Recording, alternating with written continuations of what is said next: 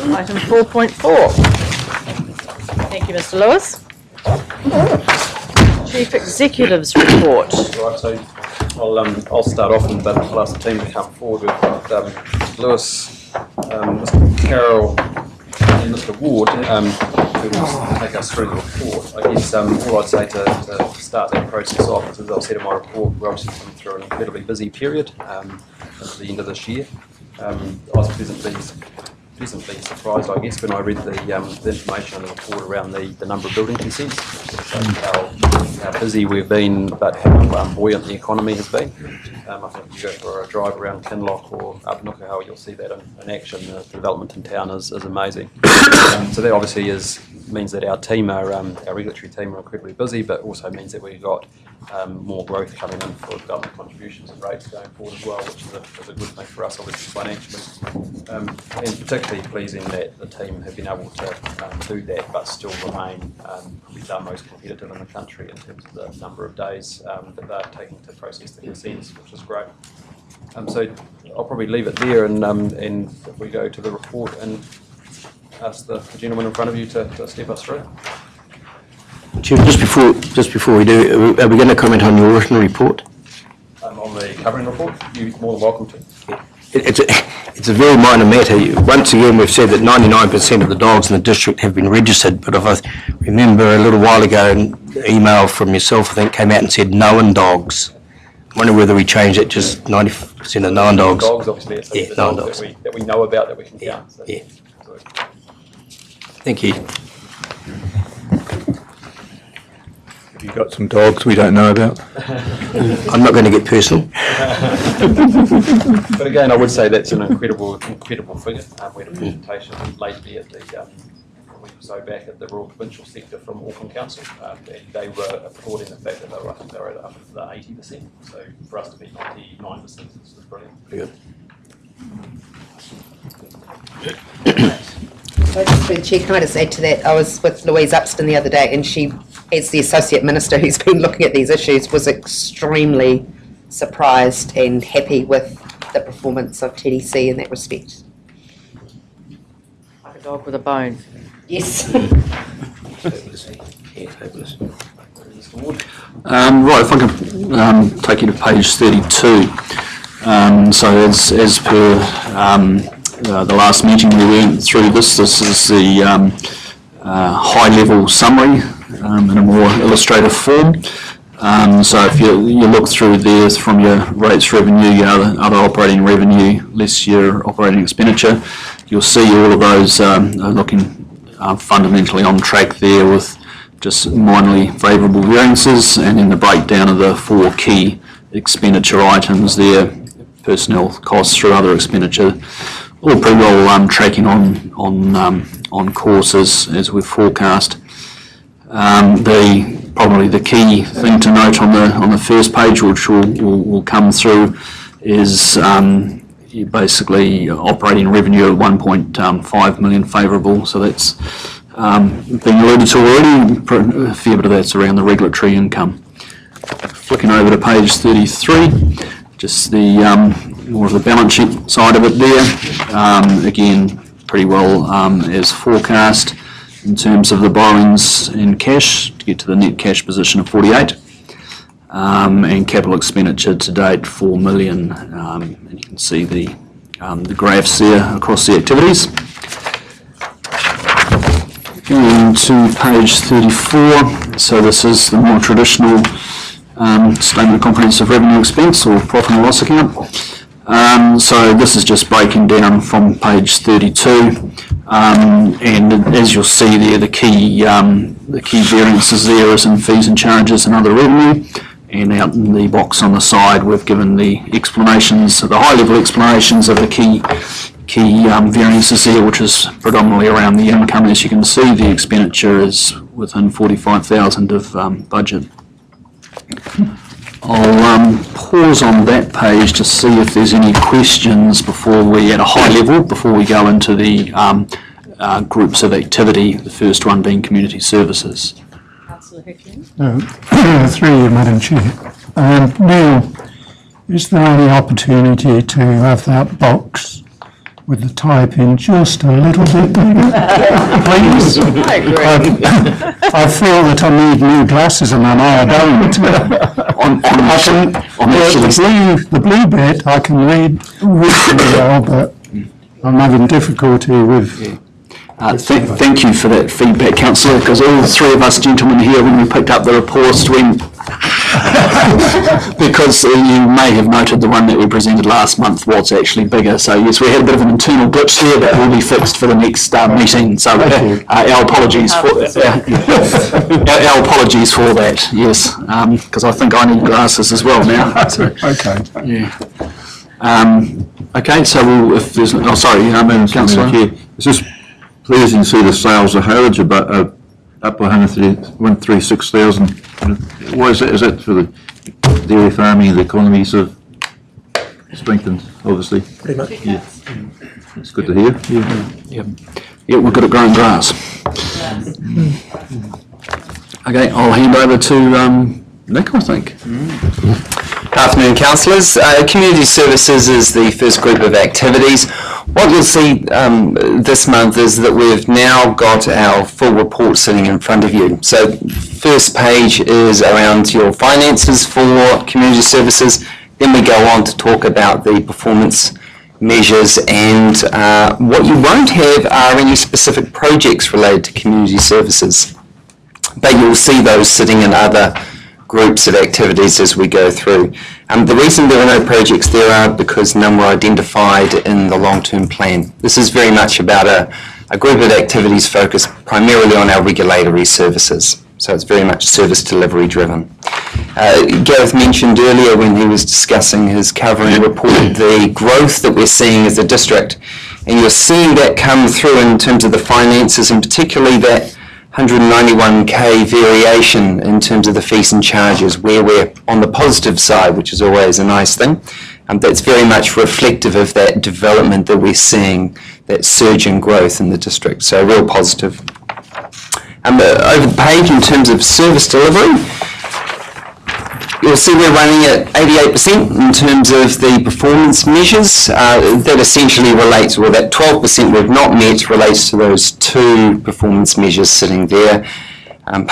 Unfortunately, due to the nature of the way that those two performance measures have been drafted, if we fail to deal with one particular instance, as we have on those two, then that's going to essentially be a black mark throughout the year. So there's no ability to recover, I guess, in terms of those. However, what I would highlight is that the process issues associated with those two have been identified and addressed by staff, so we won't see a repeat of that.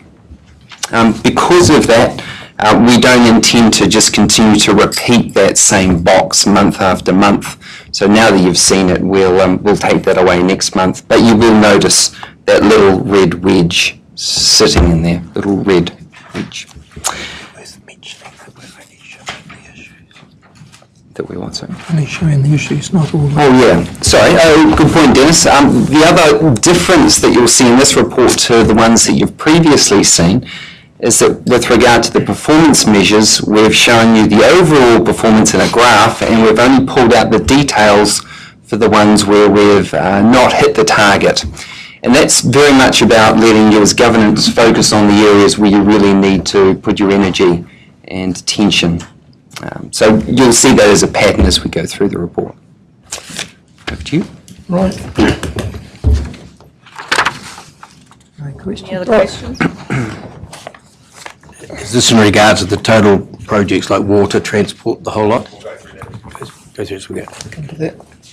So now I'll move on to there's a number of groups of activities that I'll be talking about, and we'll just work through those. First up is the water activity, and just some highlights there. Everything's in terms of budget is tracking pretty right. Our expenditure is just below what we're forecasting. I would just like to add at this stage that these past 3 or 4 months we've been targeting leak detection, particularly in Taupo, in advance of the summer months to deal with any major leaks that we might have to try and sort of preserve the water that we're using, and so that's reflective in that expenditure. In terms of what I would ask that if councillors have got any questions that they can ask them as I'm going through rather than wait until the end of each activity, please interrupt me.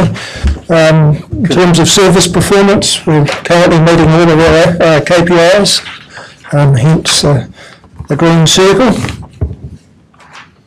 And then we go through each of the key projects.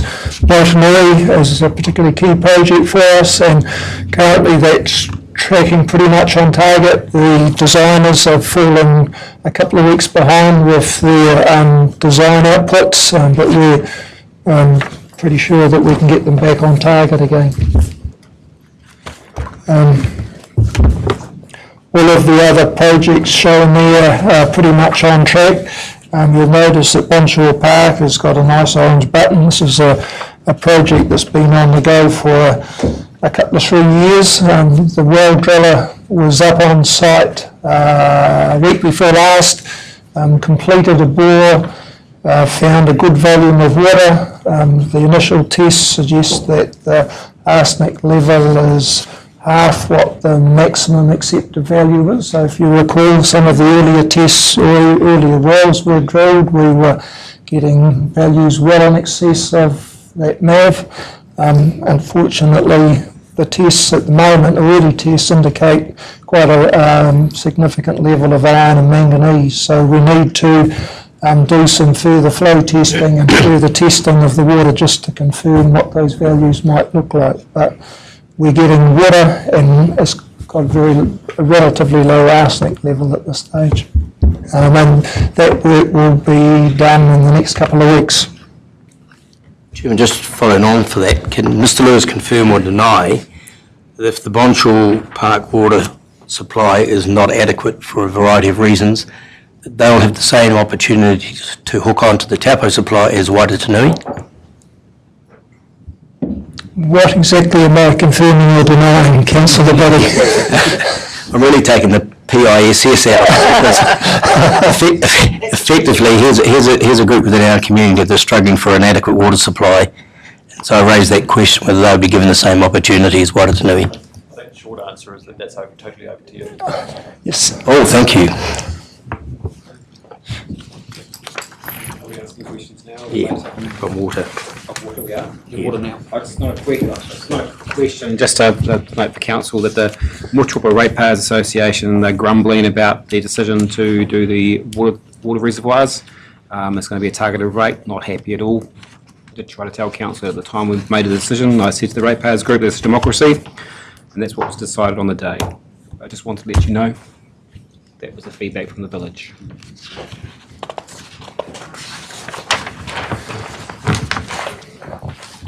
Transport. See there that our operating expenditure is just slightly advanced of where we thought we would be, but it's all within manageable limits. The transport expenditure can be quite variable. Typically at this time of the year, or just prior to this, we're doing a lot of maintenance activities leading up to the reseals, which usually occur in either December, January, February in the summer months. So all of the pre-reseal maintenance activity is undertaken in the earlier months of the year. In terms of projects, Porpy Road has been finished. It's been completed. Seal extension, we've got a 2K seal extension planned, and it's intended that that go out to tender fairly shortly. Turning to page 42, you'll see there that the Hopper Falls footpath, that's still on target. We're preparing tender documentation at the moment. We've identified an issue with the full rocket to Rainbow Point where the design is required to include retaining walls for some sections, and that wasn't allowed for in the original budget, and we're we've been looking at what we can do with that to minimise that cost, and that project is currently out to tender. Just through the chair, have you sort of got a guesstimate of how much more? At this stage, it is a guesstimate, and I wouldn't like to use guesstimates when we get the tender prices, and I'll be able to say with some certainty exactly what that will look like. Well, Mr. Chairman, I raised this question with Mr. Manhattan this morning. He said he'd, I think, talked to you, Mr. Lewis. I'm a little bit concerned that the 100,000 or 50% is funded from outside. The fact that we did this through the long-term plan process without any designs of that particular walkway to come up with now that we need another 70,000 being spent. I'm not quite sure how this should be addressed. We wait to the next long-term plan, because at the moment I'm not very happy with proceeding with something that's so far out of the original budget that was approved. At this stage, we don't know what that's going to look like. I'm not sure where you got the $70,000 from. It shows here under page 42 that it's now 170,000 when in fact it was 100. This budget was phased over 2 years. I believe there was 70 in the first year and 100 in the second year. So effectively then there's no more funding required other than what was approved in the long-term plan? There was 170 approved in the long-term plan. At this stage, we don't know what the outcome of the tender process will be that could result in additional funding. In answer to the question about the long-term plan, the estimates for the long-term plan, so for this project that commenced long-term plan 2015, were put together in 2013. We allow for detailed design in the long-term plan leading up to a construction. So at that stage, it's more of a guesstimate rather than detailed estimates. Well, Mr. Chairman, now with the further development that's going on out in that area, is it prudent for us to put this on hold until we see what the requirements are of that further development? The development that's occurring further out on Lake Terrace at Whaiwaka are on the other side of the road, so they're the eastern side of Lake Terrace. There is provision within there for footpaths along their frontage, but this footpath is on the opposite side of the road, so that'll be on the western side of Lake Terrace. So the provision for that other footpath, was that already in the long-term plan? Or is it just a provision? So this path was in the long-term plan, and you've already made a decision that you're going to continue on with it. What I'd say is that what Mr. Lewis is indicating is that there's potential that the tender, when it comes in, may be over that. That's when you'll get another opportunity to reassess. Do you wish to spend that extra money or not at that time? At this point, we simply don't know. That tender might come in at a whole lot under that budget. We don't know until the market tells us what the value is. At the moment, you do have a resolution saying we shall do the project, and you can change that once you know how much the market's willing to or it's going to cost to construct. Okay, so it's not set in concrete, even though it's been approved. The project has been approved, but until you get the tender, if it came in under budget, then I'd be signing it off under my delegation. I've got the ability to do that. If it's over budget, then it has to come back to you for approval for the unbudgeted component, and that's when you would be able to have the opportunity to say, actually, we don't want to spend that. Thank you.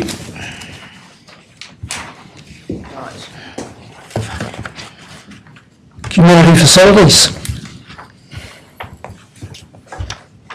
Community facilities are tracking pretty much on target.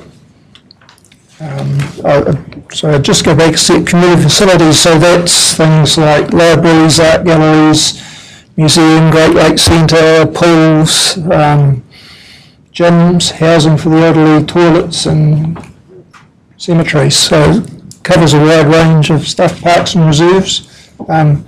Largely tracking on budget in terms of operational expenditure. They've still got some capital expenditure program for the second half of the year.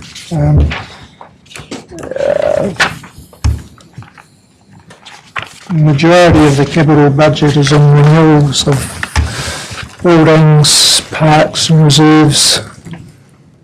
So If you've got any detailed questions, I'm going to have to direct them at Mr. Wood. So the chair, I know Stump Bay wasn't here, is that Steve? Is that Stump Bay toilets? Is that too far gone? Yeah, Is it? that's been built, I think. Yeah. Right, so does it need to be in here? No. No, okay, that's what. The Chair, I'm sorry to interrupt. Could I just come back to the business on transport and this footpath, because I need something clarified. It's got under the agenda item, the budget is for 16-17, 170,000. And yet the annual plan budget, out of the annual plan, states 100,000, hence my question about the 70. So it's the total project budget. So that you've got is the annual plan for the 1 year at 100. The year before that had $70,000 in it. So we didn't spend that obviously, so we carried it forward, add the two together, there's your 170. So the total project cost has always been budgeted at 170, but over 2 years. This year finishes on the 30th of June 17. Yeah, but we carried the 70,000 forward because we didn't spend it that previously. Thank you. Yeah. Finished? I am at the moment, thank you.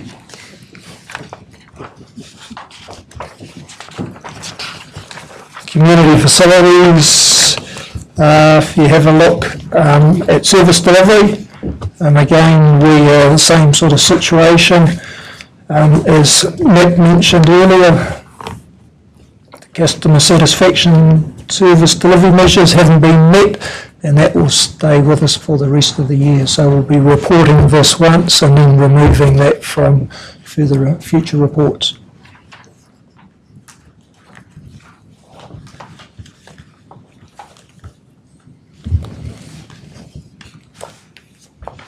Wastewater. Again, expenditure, operating expenditure is tracking just slightly behind where we forecast.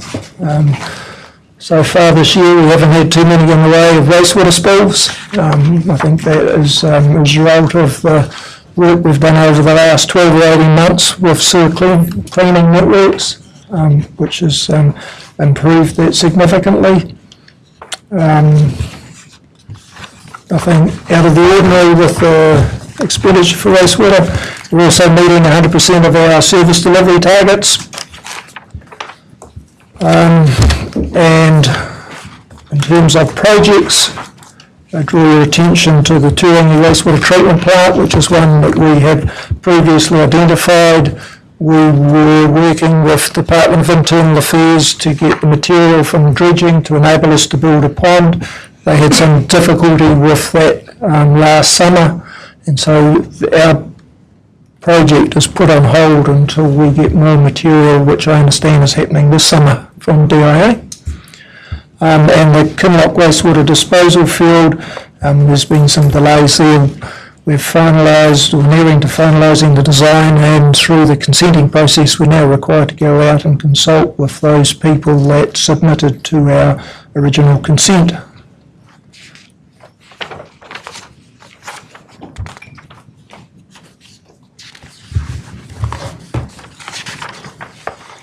Solid waste. Everything's tracking pretty much according to plan. You'll notice there that we're behind in capital expenditure, but that's relating to one project, the building of a new cell up at the landfill. And if you see onto page 49, that project is underway. They've been working out there now for about a month. And that should be finished in a couple of months' time. Service delivery, again, we're unlikely to meet our target of just over 21,000 tonnes, primarily due to taking in biosolids from our wastewater treatment plant and just the increased activity in the building sector, where we're getting a lot of construction material coming into the landfill. Through the chair, a couple of questions about solid waste, if I may. Just in terms of the vermi composting, A few months back, I think I raised with Mr Green that there was potential for some government funding. There is the Solid Waste Minimisation Fund. Did we progress an application through there? We looked into the application, and the applications were for new initiatives.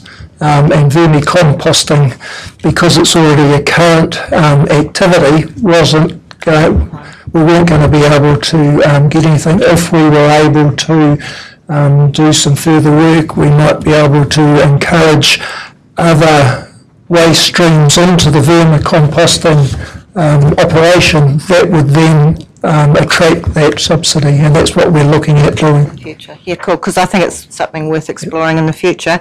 And my last question was just about the ETS, emissions trading. I know that there's been some changes there. Do we understand what implications that might have on our operational costs with the unit charges changing? They're going to go up, aren't they? Yes.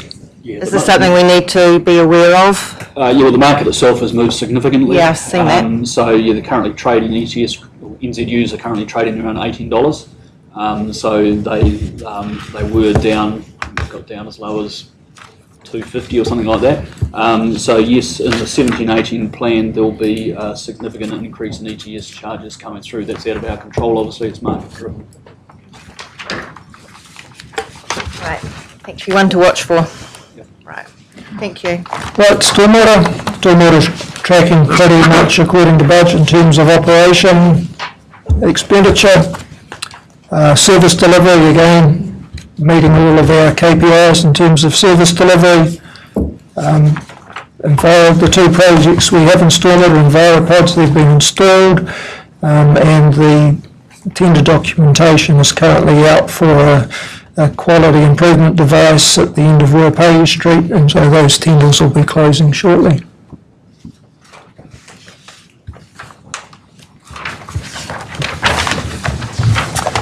Democracy and Planning's got a nasty little red bit there. About 30% of the performance measures in terms of that service delivery are not being met. Unfortunately, you don't have a whole lot of ability to change that, and that's because about 10 of the 14 performance measures in this area relate directly back to the satisfaction survey that we do every 3 years. So what you're looking at there is the legacy from the last survey, 14-15.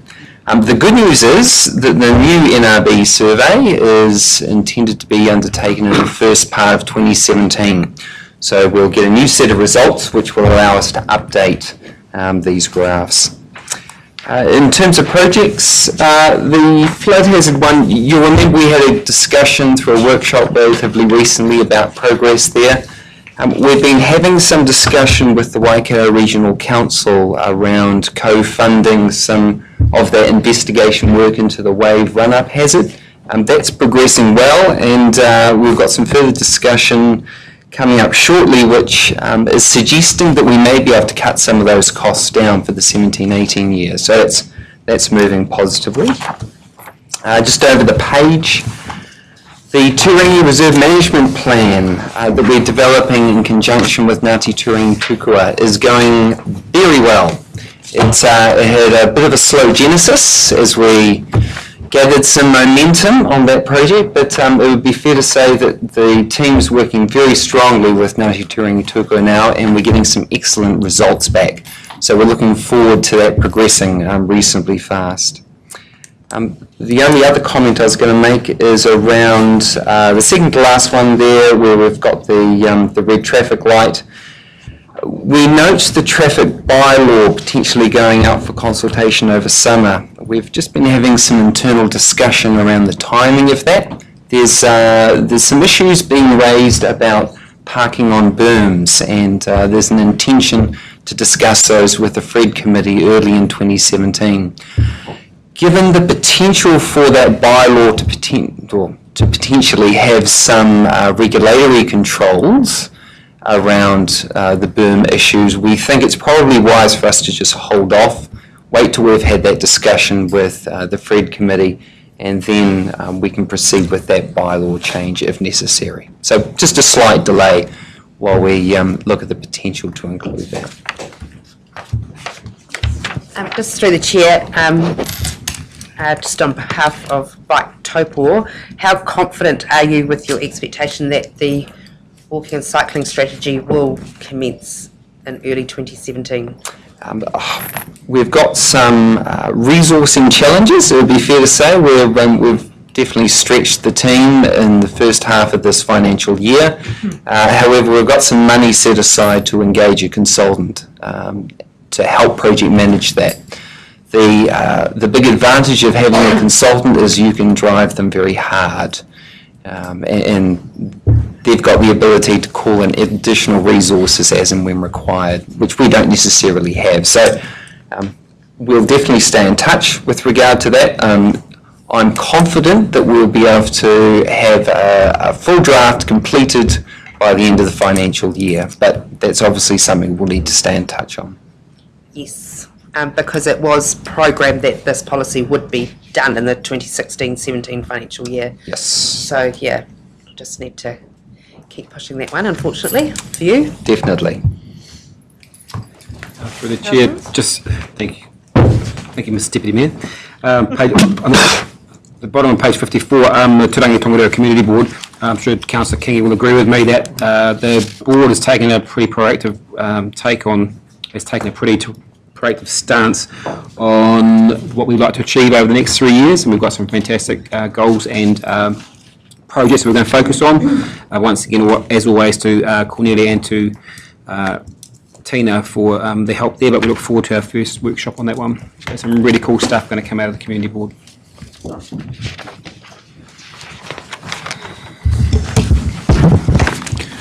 Right, the investment activity there. So probably the main thing I just bring your attention to is in the explanations on the it's page 55 on the right hand side there. So you can see there's some additional revenue coming through in a couple of areas there around some lease revenue from limbs and sundry income, some additional finance revenue, interest income, and then some accounting stuff in terms of mark-to-market on foreign exchange there, both up and down. Going to the next page, you'll see that in terms of the service delivery, everything is 100% on track as per the LTP. And back to Nick. Not much to add in terms of economic development. You will have had your workshop this morning. I expect around the Section 17A work that's being done going forward. I think that offers some real potential in terms of looking at the way we conduct our business, and I'm certainly looking forward to seeing the results come out of that. What that work may also assist us to do is a bit of a refresh of our performance measures. You'll see that the performance measures that we've currently got in the LTP are very much about measuring our performance against how the rest of the country's going, and there's some real question marks internally about whether that's an appropriate way to measure performance, particularly given that as a council you've got relatively few levers that you can pull to change this performance. So that's certainly something that we're focusing on as we look forward to the next long-term plan. And again, no specific projects sitting underneath the economic development set of activities. Just a question through the chair, please, probably more to Mr. Green. When we looked at the Section 17 review earlier this morning, we talked about the scope of it.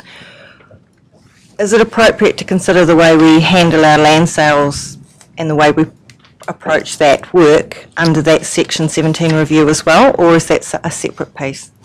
The thought came to me as we were going through this today. We haven't included that to date, and I think it's very fair to say we need to do some thinking. It's a good question, and one that we'll do some thinking as officers about.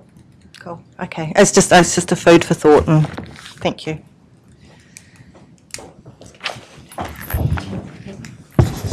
Sorry, there you are.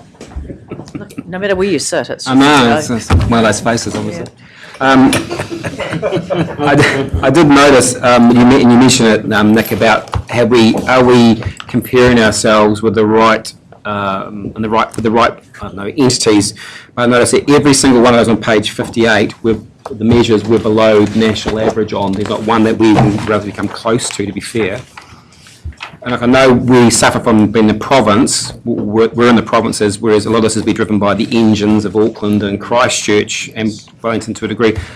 And I don't know much about the stuff, to be fair, what you guys do in the background, but maybe we need to be comparing ourselves on a more provincial basis with other districts which have smaller populations and out of main centres, which have the same sort of little engines that drive them. I don't think it's necessarily fair, but at the same time, I don't want to see us lowering the bar just because we're falling behind. But maybe we need to do two sets of measures, one with provinces and one overall. I don't know. Maybe that's the way forward. Does that make sense? Yeah, and I think that's something that 17A review will probably get to. There's some good measures there, so that can be meaningful. You know, it's not about lowering the bar. You're right. It's about, but at the moment, how meaningful is it having a whole lot of orange there when you read it and you think, okay, we're behind it, but we're a small province, etc., etc. It's actually not telling you much. You know, it's not giving you that indication of how we are actually going out there. I think, you know, what we talked about before, the number of building consents, etc., is probably a more relevant scale at the moment for me about how the economy is going. So, so that's a real challenge, and then you'll think back through to when you're setting my KPIs, which I'm responsible for delivering the organisational delivery model. I can't deliver this for you. You know, it's outside of my control. So we need to think about how we do that.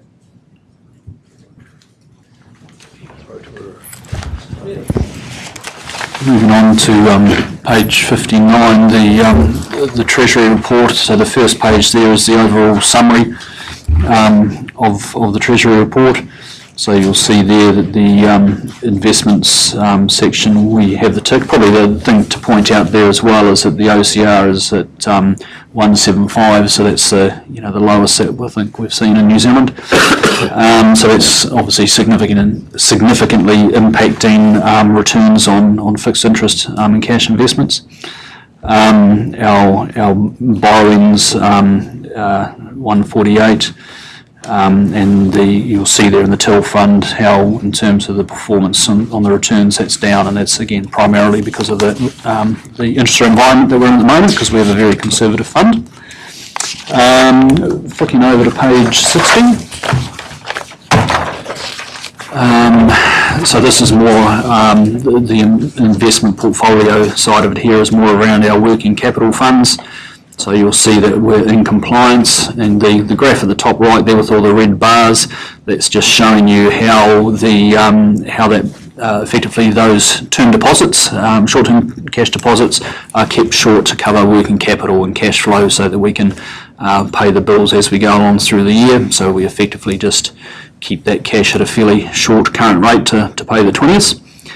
What else can we tell you in there? The actual cash returns, both cash returns and the yield percentages both actually ahead of target there, and predominantly that's because we've got a little bit more investment cash around. You'll see the year to date 461 versus 271, so that's a positive note there. Flicking over to page 61. Again, you'll see our borrowing limits there. We're well within those.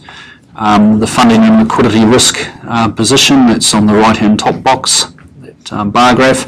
Again, that liquidity is very important to us, ensuring that we've got our funding in place to cover us going forward, and that people keep lending us money. And you'll see the sub-limits there showing how that's tracking, so it's all very positive. The interest rate performance position, you'll see that our interest costs are slightly ahead of budget there, so by end of year that could come about right, I think. Page 62. So page 62 is the till fund. You'll see that the allocation of that fund there is predominantly in fixed interest, currently sitting at 75%. And then you'll see the performance on the dollar basis. We're slightly ahead on a dollar basis for our annual returns, but on a percentage yield basis we're a little bit below, and the explanation is in the box there under TNL investment portfolio performance. So the reason that we're ahead on the dollars is that we've got some capital gains on some equity transactions. So yeah, the dollars wise we're looking pretty good there. And page 63, that's just counterparty credit exposure. So what that's basically telling you is that we're investing or borrowing from worthy credit counterparty exposure companies or banks that have a high credit rating, basically. So not dealing with dodgy outfits, I suppose. Simple language. And that's a Treasury report. Any questions on that? Either Alan or myself would be happy to answer. Just a quick question through the chair for you, Mr. Ward. We're projecting an overall yield for 16-17 of about just under 4% for the TEL fund, but you're signalling there that we may fall short of that. How significant would that be for us to fall short? What sort of dollars are we talking here? I don't think it's going to be significant because on the other side of the ledger, chances are we're going to be paying less interest on our debt. The recovery in the share markets is helping us.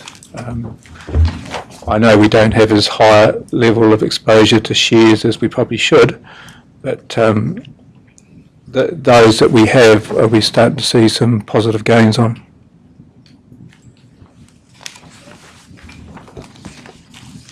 And just with the Treasury Management Report, one of the counterparties, it says Mighty River Power, but would that not be Mercury New Zealand? Yes, we should change that, thank you. Any further questions? Right. Okay, do we have a mover?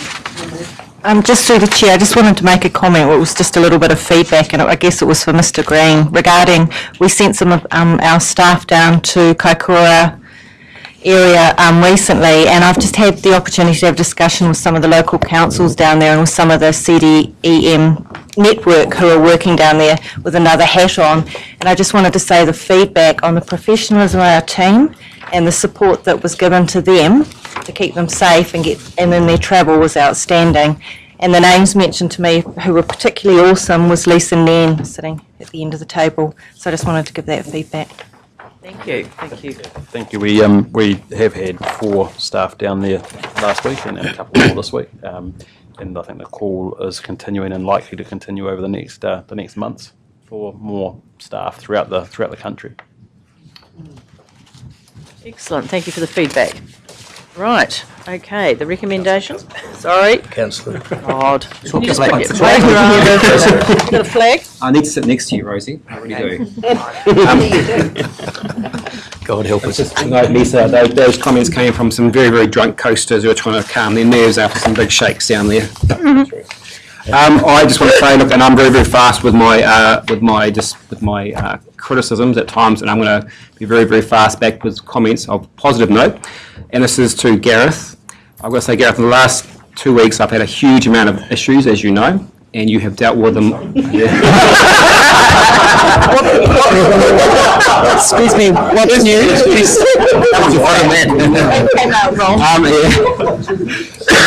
But I just wanted to say you've handled them incredibly well and very, very fast, and I am very appreciative. So thank you, Gareth. I just want everyone to know that. And I'd like to agree, in the absence of the Mayor and his illness, Gareth, you've stepped up very well and assisted me with my role, so I'd also like to say thank you very much. So, we move the report. Thank you. Seconder. Thank you, Tom. Okay. All those in favour? Aye. Excellent. Let's just do it.